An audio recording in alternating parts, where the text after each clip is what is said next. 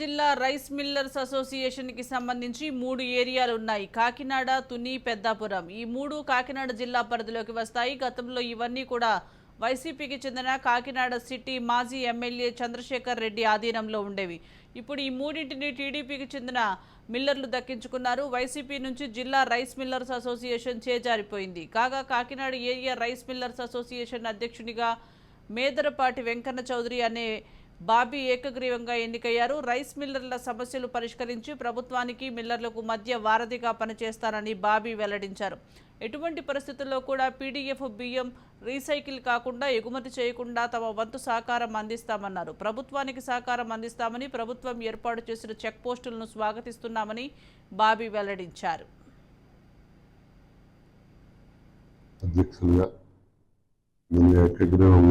మొత్తం Kakinada area rice millers అందరూ ఏకగ్రీవం పోవడం. దీనికి రాజకీయాలు కానీ, మతాలు కానీ, కులాలు కానీ ఎక్కడ సంబంధం లేదు. నాకు రైస్ మిల్లర్స్కి, చిన్న రైస్ మిల్లర్స్ చాలా ఇబ్బందుల్లో ఉన్నారు. వాళ్ళందరికీ న్యాయం చేయడానికి గవర్నమెంట్తో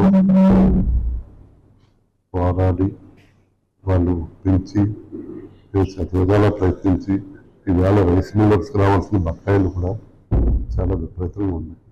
అవన్నీ కూడా తీసుకొచ్చి చిన్న రైస్ మిల్ ఇండస్ట్రీ, పెద్ద రైస్ ఇండస్ట్రీ కూడా మనుగడ కొనసాగడానికి నా ప్రయత్నం నేను శక్తివంతం లేకుండా కృషి చేస్తాను. ఓటు దగ్గర చెక్ పోస్ట్ పెట్టడం అన్నది మంచి పరిణామమే.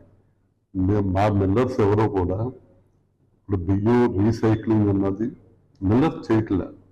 అది ఎవరు చేస్తున్నారంటే ఇతర రాష్ట్రాల నుంచి కానీ, ఇతర జిల్లాల నుంచి కానీ కాకినాడ పోర్ట్ నుంచి ఎక్స్పోర్ట్ అవడం వల్ల అక్కడి నుంచి ట్రావెలింగ్ జరుగుతుంది.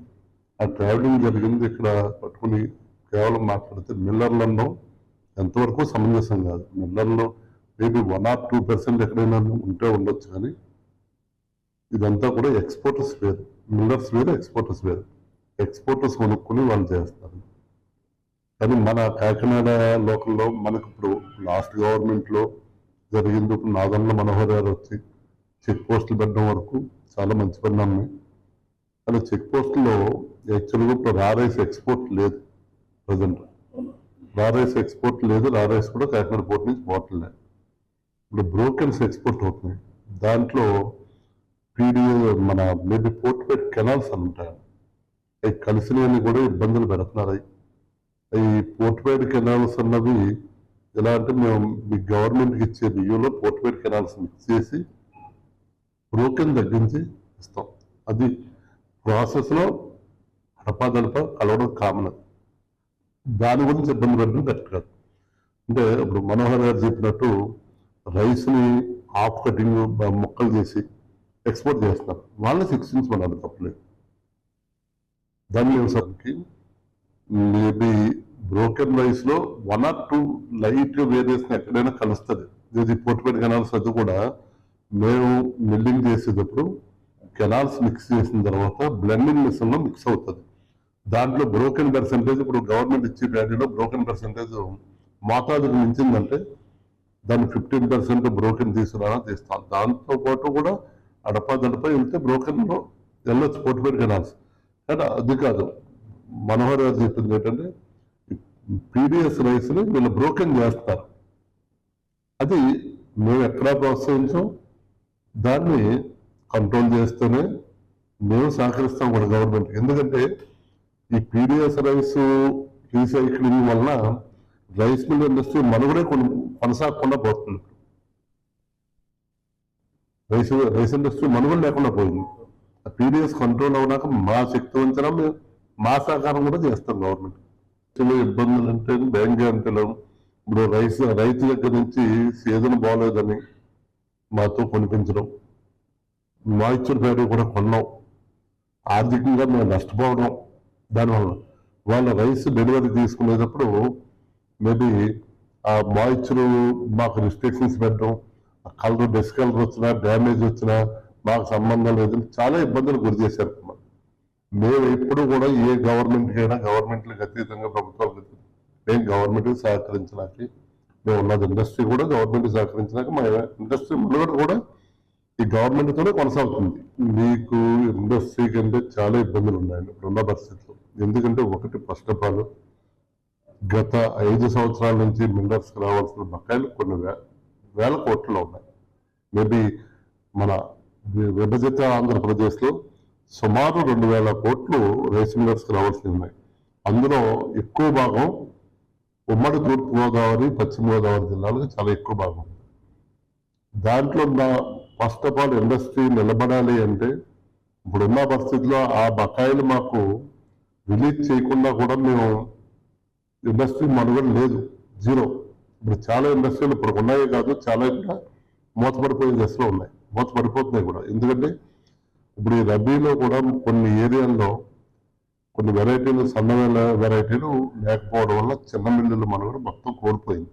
అసలు ఒక నెల మిల్లు తిప్పితే 11 నెలలు మూసుకొని వచ్చిన పరిస్థితిలో ఉంది ఇవాళ.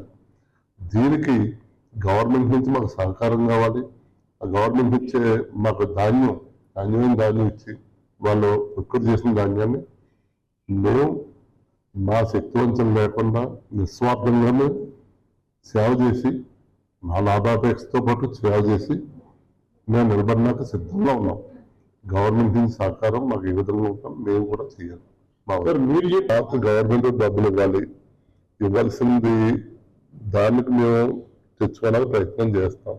ఇప్పుడు ఫర్దర్గా కూడా బ్యాంక్ గ్యారంటీస్లో ఎప్పుడూ కూడా మన ఈస్ట్ వెస్ట్ గోదావరి డిస్ట్రిక్ట్లో ఎప్పుడూ కూడా ఎక్కువ మనకి ఒక మిల్లర్ బ్యాంక్ గ్యారంటీ 1:1 ఇచ్చిన సందర్భం ఉంది, 1:5 ఇచ్చిన సందర్భం ఉంది, 1:3 ఇచ్చిన సందర్భం ఉంది. ఇచ్చినా కూడా ఎప్పుడూ కూడా ఏ మిల్లర్ దగ్గర నుంచి ఎన్పిఏ కాలేదు. మేబీ ఏ మిల్లర్ దగ్గర నుంచి రికవరీ చేయకుండా మా సంఘం ప్రతిష్టంగా ఉన్నాం. రెండోది, మేమందరం కూడా చాలా నిస్వార్థంగా మనం గవర్నమెంట్కి ఇవ్వాల్సిన బియ్యం ఇన్ టైంలో, మ్యాక్సిమం ఇన్ టైంలో డెలివరీ ఇస్తాం. కొన్ని అనుకోని కారణాలు ఎప్పుడైనా జరుపుకుంటే ఈ ఎఫ్సై తీసుకునేటప్పుడు ఇబ్బందులు ఉన్నప్పుడు ఎన్నో ఉంటే కూర్చుని సాల్వ్ చేసుకుని నాణ్యమైన బియ్యం మేము సప్లై ఇస్తాం. బ్యాంక్ గ్యారంటీస్లో కూడా గవర్నమెంట్ మాకు కొంత వెసులుబాటు ఇవ్వాలి. ఎందుకంటే బ్యాంక్ గ్యారంటీ మేము బ్యాంకు కమిషన్ రూపేణా కొన్ని కోట్ల రూపాయలు మేము చెల్లిస్తున్నాం. దానికి తగ్గ లాభాపేక్ష కూడా మాకు లేదు ఇవాళ. దాన్ని కూడా మేము గవర్నమెంట్తో, ఇప్పుడు కొత్త గవర్నమెంట్ వచ్చింది, మాట్లాడి గవర్నమెంట్ సహకారంతో ముందుకు తీసుకెళ్ళడానికి మా ప్రయత్నం మేము చేస్తాం. ప్రెస్ మీట్లో ఏం చెప్పడం జరిగింది, రైతుకి ధాన్యం ఇబ్బంది లేకుండా చేస్తారు. పాత గవర్నమెంట్లో ర్యాండమ్ విధానం పెట్టారు. ర్యాండమ్ విధానం వల్ల ఆ రైతుకి ఒక విలేజ్ నుంచి ఎక్కడికి వెళ్తుందో రైస్ మిల్లు తెలియదు. చిన్న ఫార్మర్స్ ఎవరైనా ఉన్నా కూడా ఇబ్బంది పడతారు. ఎట్లా అంటే 30 బస్తాలు 40 బస్తాలు పండిన రైతు మొత్తం ధాన్యం తీసుకెళ్ళాలంటే ఆ రైస్ మిల్కి ఎక్కడికి వస్తుందో తెలియదు. ఆ తక్కువ దళారీ వ్యవస్థ ప్రోత్సాహం ఎక్కువైపోయింది. ఇందులో పాత విధానంలో దళారులతో రాజ్యం కింద తయారైంది. వాళ్ళ ర్యాండమ్ సిస్టంలో వాళ్ళు ఎక్కడికైనా వచ్చిందంటే చిన్న ఫార్మర్ ఎవరో తీసుకెళ్ళారు. దగ్గరలో ఉన్న మిల్లర్కి ప్రతి చిన్న ఫార్మర్ తీసుకెళ్లి మిల్లర్స్తో కొనసాగించి గవర్నమెంట్ పాత విధానంలో కూడా గవర్నమెంట్ పే చేసేది అమౌంట్ అది రైతులకు కూడా ఇన్ టైంలో పే చేయలేదు. నేను ఇన్ టైంలో పే చేసి వాళ్ళకు సహకరించాలి. రైతు అన్న ఉదయ Turpu Godavari, west Godavari, Annapurna rice bowl. కానీ ఈరోజు రైతుల బకాయిలు చాలా రోజులు అయిపోయి నెలలు గడిచిపోతున్నాయి. రైతు పరిస్థితి చాలా దీనావస్థలో ఉంది. దాని గురించి ఏం చేస్తారంటే గవర్నమెంట్కి ధాన్యం అమ్మే దానికన్నా ప్రైవేట్ మార్కెట్లో 100 రూపాయలు 50 రూపాయలు తగ్గించి అమ్ముకోవడానికి రైతు సుముఖంగా ఉంటున్నాడు. ఈ విధానం గవర్నమెంట్ కొత్త పాలసీల్లో తీసుకొచ్చి పాలసీ మీటింగ్ కూడా పెడతామని చెప్పారు మంత్రివర్యులు. ఆ పాలసీలో కూడా డిస్కస్ చేసి మంచి విధానం, రైతుకి ఇబ్బంది లేకుండా, రైతు నష్టపోకుండా ఏ విధంగా ఉన్నా